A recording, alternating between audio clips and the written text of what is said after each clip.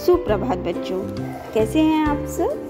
बढ़िया, very good. बच्चों, आज हम अपनी पाठ्य पुस्तक चंद्रिका से पाठ 2 पढ़ेंगे, जिसका नाम है सोने का चम्मच। तो बच्चों, आपने पहले भी तेनालीराम जी की बहुत सी कहानियाँ सुनी होंगी। इसमें भी तेनालीराम जी हैं। आपको पता है, दक्षिण भारत में एक बहुत बड़े राजा थे, राजा कृष्णदेव राय। उनके दरबार में सबसे चतुर दरबारी थे कौन? तेनालीराम जी।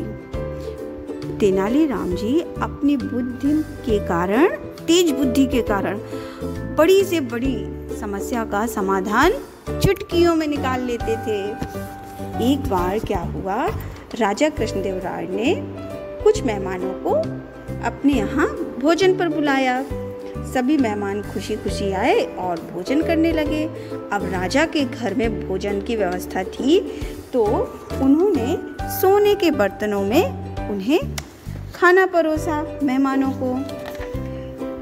इतने में एक मेहमान ने सोचा, मुझे तो कोई नहीं देख रहा है, और उसने एक सोने का चम्मच उठाकर अपनी जेब में रख लिया।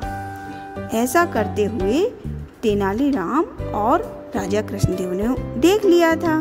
ठीक है, अब भोजन खत्म होने के बाद तेनालीराम ने सोचा कि चम्मच कैसे वापस लाई जाए और मेहमानों का अपमान भी ना हो।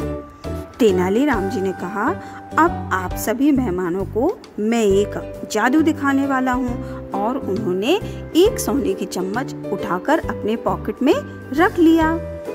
और उन्होंने कहा कि मेरी पॉकेट में, मेरी जेब में रखा हुआ चम्मच आप सब मेहमानों में से किसी एक मेहमान की जेब में जादू से पहुंच जाएगा।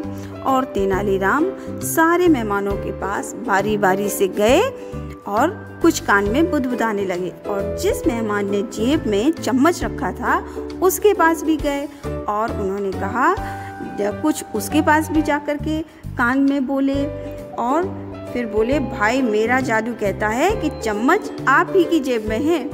अब ना चाहते हुए पर भी उस मेहमान को जेब से चम्मच निकाल के देनी पड़ी, और सारे लोगों ने इसे जादू समझकर तालियां बजाईं।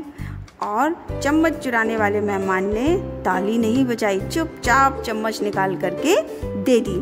तो बच्चों, इस पाठ से हमने सीखा कि बिना किसी का अपमान किए अपनी बात को हम रख सकते हैं। हमें किसी के मन को दुखी नहीं करना चाहिए।